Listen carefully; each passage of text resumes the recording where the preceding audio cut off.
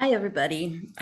This is the Zoom about commercial forms and which ones to use and what you should be looking for, and just different things to get you a little bit acclimated to the commercial forms and what they look like and things like that. And then the second half, which I'm going to show you a video, and actually I'm going to lead you to the video and talk to you about it. You'll have to watch the video on your own because it won't play correctly within my video, if you understand that. And so let's get started on that. So let me just share my screen.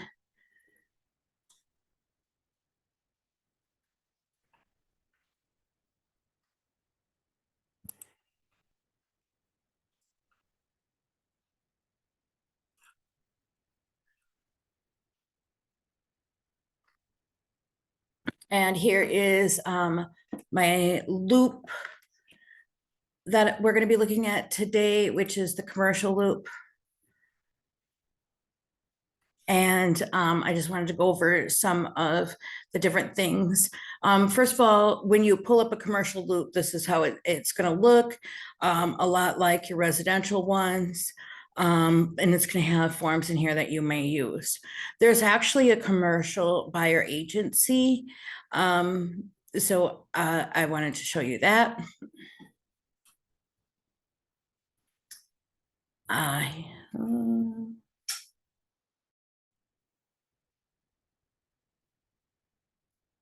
So many toolbars. Okay, so this is the commercial buyer agency tenant representation, and it is basically the same as your residential buyer agency. But when there is commercial, things are different. Commercial is, or residential is 1 to 4 families. So this is anything 5 or more family units, or anything deemed commercial. So it could be commercial land, it could be commercial building, and this is the form that you would use. Now, somebody can have a commercial buyer agency with you, and then also have a residential buyer agency with somebody else. And so it's basically the same thing. If it's a lease they're looking for or purchasing, and these are the things that you're going to do, whether it is locate an interest in a property, negotiate the acquisition of the interest in the property, and who's going to act on the behalf of the client, all of those type of things, term of the agreement. So as you can see, it is very much not different than the other one, than the buyer agency that we use for residential. Now, the commercial offer to purchase is going to be a couple different things. So the commercial offer to purchase could be just regular commercial offer to purchase, and that's the one we're going to use the most. Business with real estate offer. So if there was a business and the real estate that you're selling together, so like maybe a supper club where it all kind of goes together, or a business without the real estate. So that would be like if we would go to sell Exit Greater Realty, or when I went to sell Big B Coffee in Marshfield, that's a business without real estate. The business does not own any real estate, it's only leased. So these are the different contracts that you would look at. In commercial, because there's so many different types of commercial properties, there are different testing and inspections that can be done, and those are called like phase 1 and phase 2 testings. And so there are different things in the commercial offer to purchase that would be different than the residential. So let's take a look at that.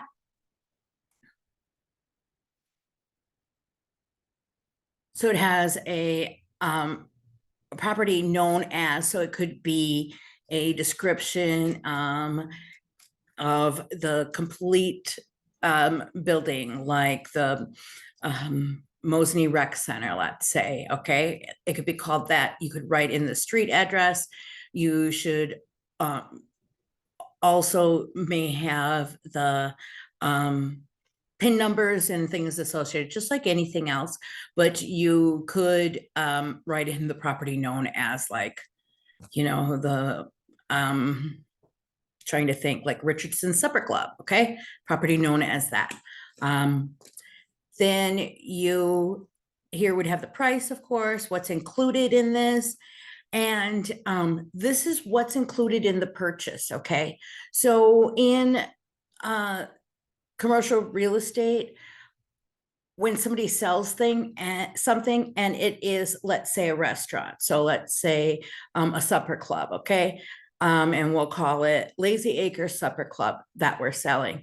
That supper club is going to have a lot of things included, right? Tables and chairs and not things that aren't fixtures, but that are, they call it shallot.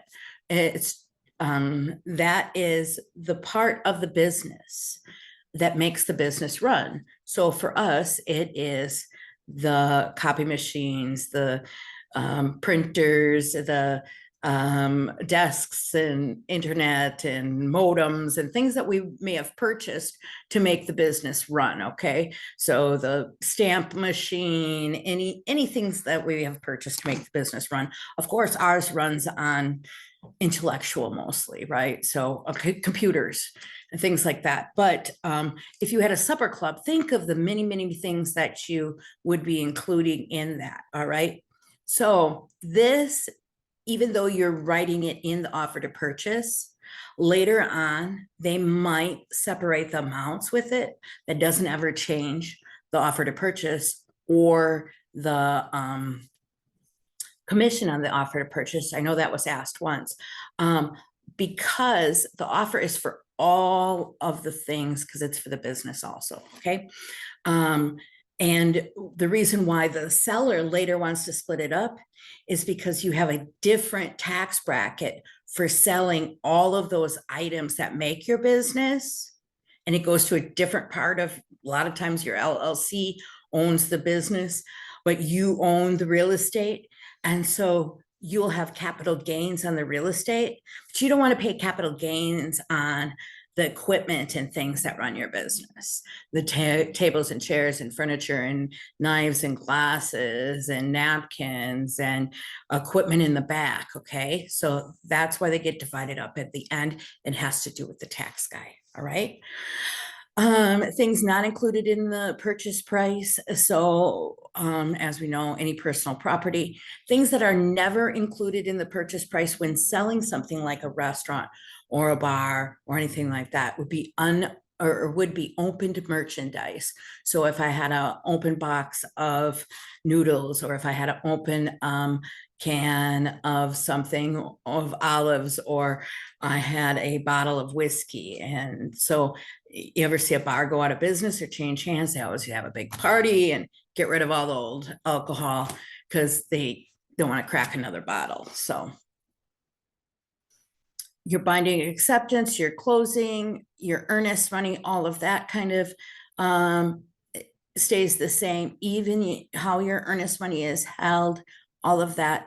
A property condition representation. So the commercial property owner, he's never lived there, so he does not actually have to provide it, but they most of the time do provide it because it just helps with the transaction, of course. So, and then you're not liable for as much. So I haven't ever had a commercial one not provide the property condition representation.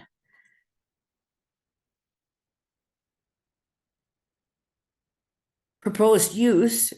So here is where, let's say that I'm taking this restaurant and I'm making it into a nightclub or something else a little bit different.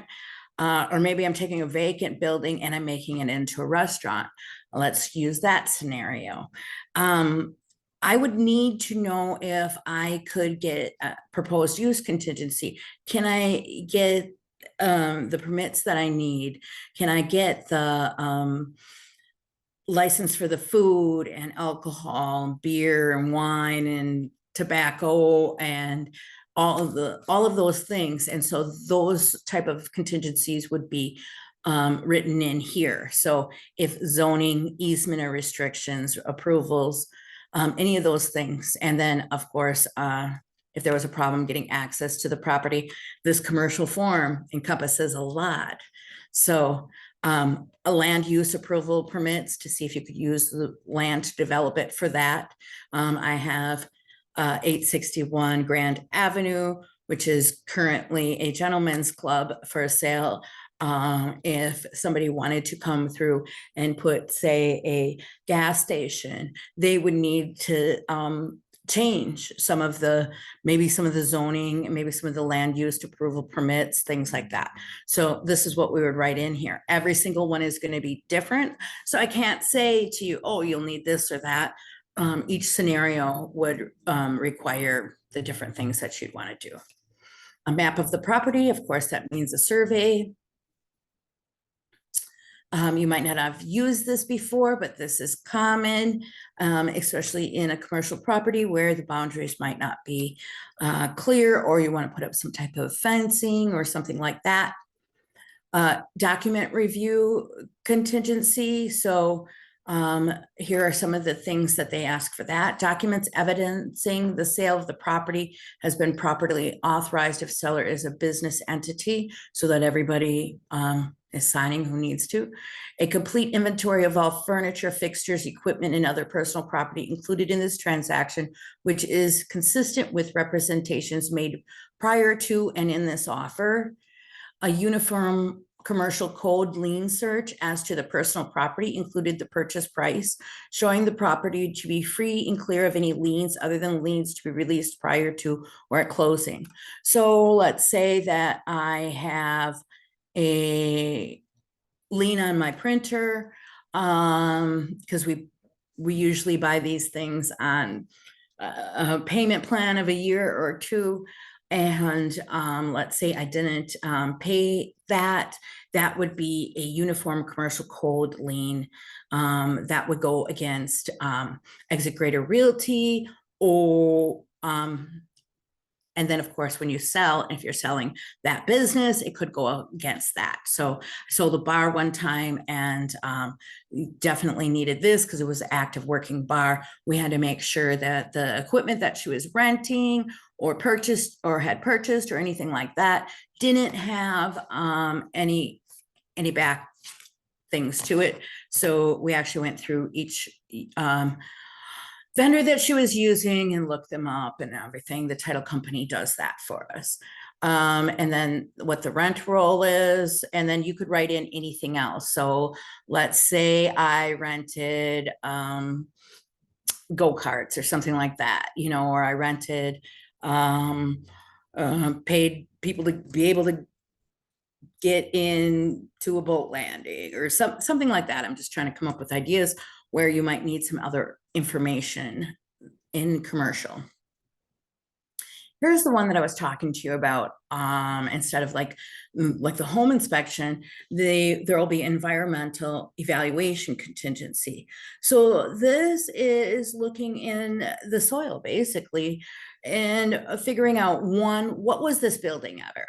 Okay, so what we're looking for was it ever something that had a underground fuel oil tank, and has that been removed, and was it removed correctly with no contamination, and has that all been handled? So if you're selling a bar out in the country, way back when, a lot of those had fuel oil tanks. A lot of places sold gas, bars included, and they did for years, excluding for like snowmobiles and things, like even if it wasn't for cars, it was for something like that. An above ground one, not so much worries, except for soil contamination. So these are phase 1 and phase 2 testings. And you can go to REI in Wausau, or different companies like Star Environment. in Mosinee Marathon. And you can go, and you can look up what they are. I don't know exactly what they all test for those. I've only had to use it a few times. But that is something that in one you want to, in a commercial that you might need. So when I sold the laundromat in Medford, that one actually had fuel oil tanks in the ground, and that had been abated. The state came through, everything came through. They paid for it, grants were used, all of this, and we had all the information for that. That's really important. I know my daughter's looking at a property right now for her business, and that's one thing that, hey, for old mechanic shop, we want to make sure that they didn't have any fuel or oil contamination or other things like that. So.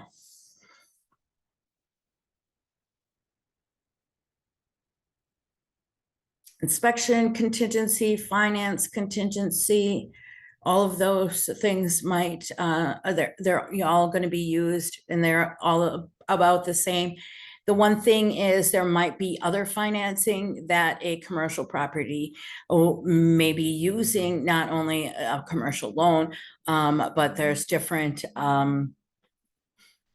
grants and programs out there for commercial. And so if it's a large scale something, there might be other types of financing that you might have to write in on another addendum or something. So.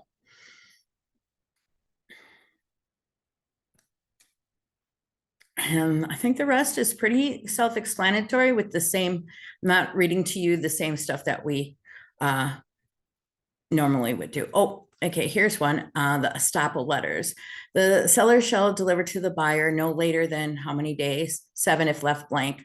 Before closing, estoppel letters dated 15 days before closing from each non-residential tenant confirming the lease terms, rent installment amounts, amount of security deposit, disclosing of any defaults, claims, or litigation with regard to the lease or tenancy. So in 1 to 4 family, we usually don't use that. It's usually the addendum R, and this is something that you can use. I believe the title company may help with that, checking for the claims and litigations. Otherwise, it might just be an affidavit. So.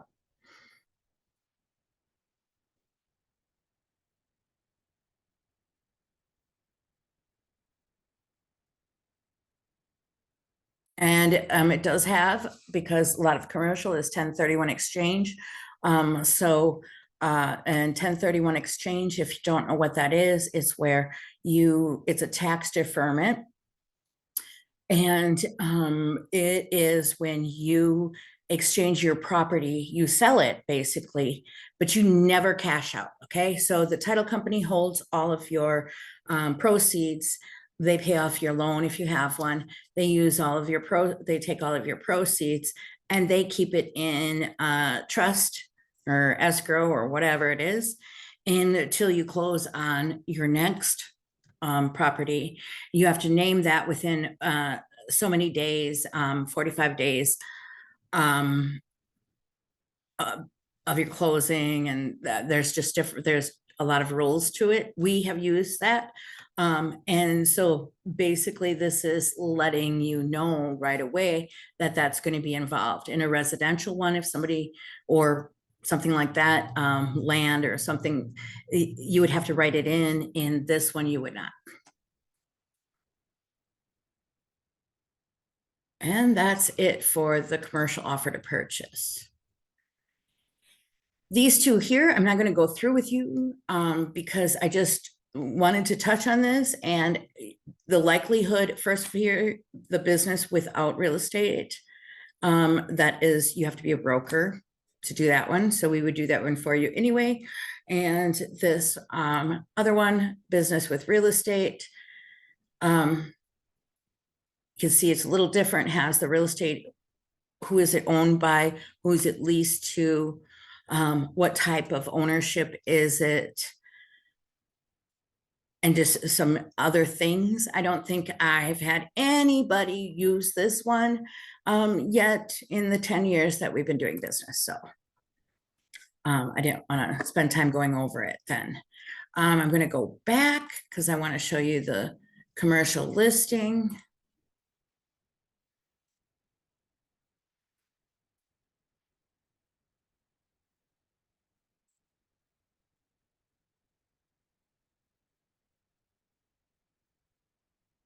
And I'm just going to go in here to show you it because this is my Grand Avenue.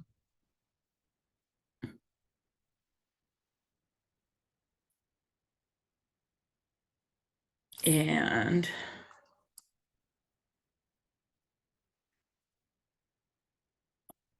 I don't want to do it that way. Hold on.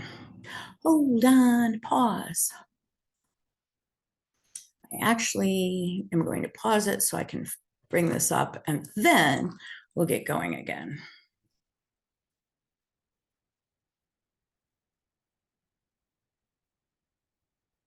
That wasn't it.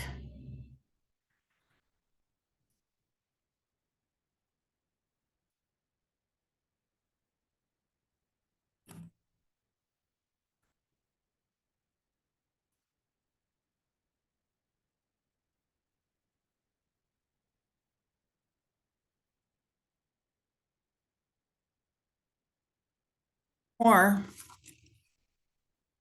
pause. Okay, we're going to make this loop for the commercial listing. I'm going to pull that information here, hit continue, done. And then we will take a look at what that looks like.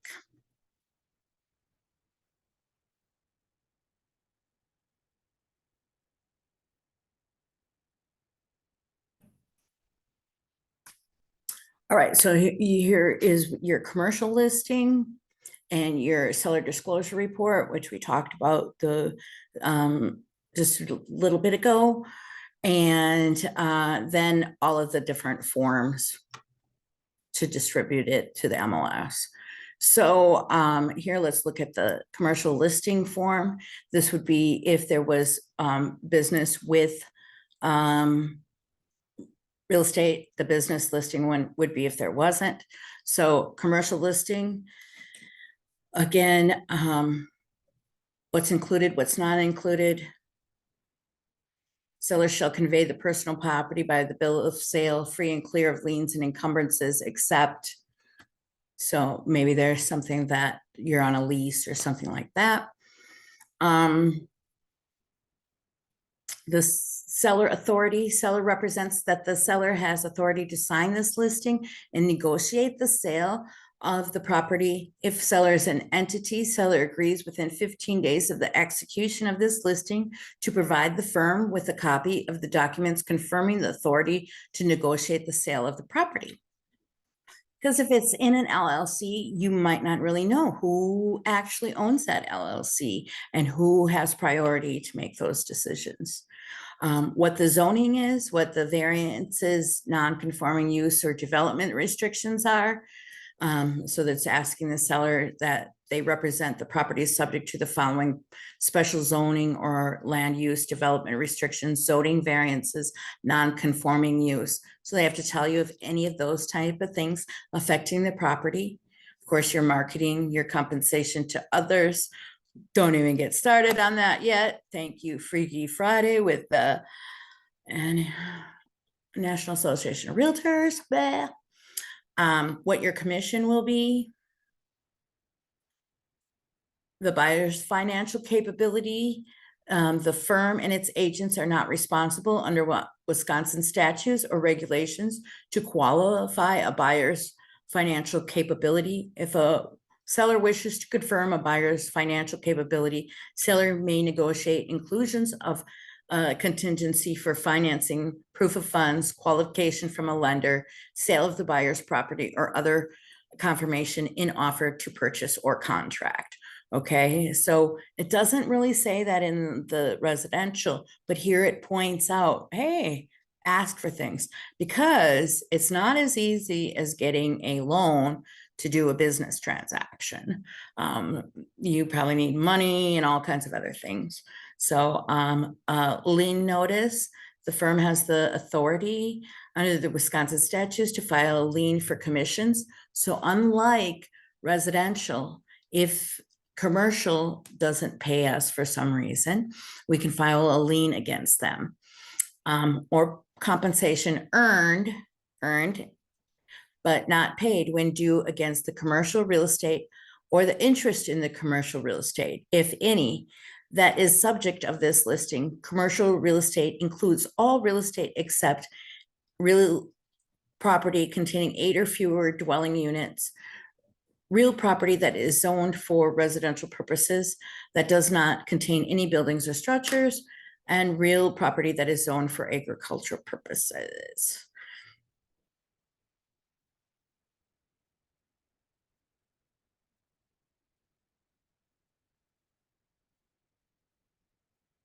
And again, it has the person acting on behalf of the buyer. Shall mean any person joined in interest with the buyer or others acting on behalf of the buyer. So some of this is because, let's say I want to open up that restaurant. And so there's people acting on behalf of me looking for it, maybe my husband and my uncle and blah, blah, blah.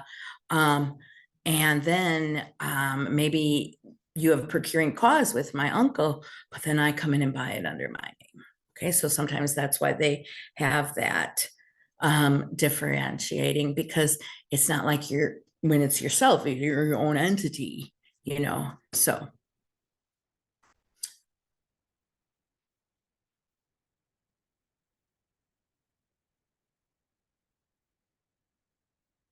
And I think the rest is pretty much the same that you can expect. It might just look a little bit different. Then the next one is the business listing. So this is the business. What is the LLC, the legal name, the trade name? So like Exit Greater Realty, that's the trade name, and the actual that we do, or that's what we do business under. Our actual LLC is Greater Realty LLC, and you'll see there might be no interest in real estate included in the list price, or might be description of the real estate included in the list price.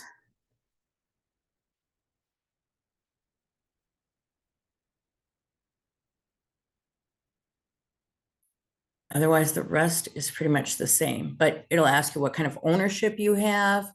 Again, who owns it and who's it leased to, because most of these things can get more complicated. And I never want you to go into any of these blindly anyway. This is in no way a line by line. Again, the seller authority. This is just an overview of these because maybe you haven't seen them before. So the rest is pretty much the same to the end. Of course, it has the entity and then who's signing for it and what's their title. So this would be like Exit Greater Realty, Lana Mose, broker owner. And that's how it would go. Or Greater Realty LLC would be the entity. Okay. So second half to this is I'm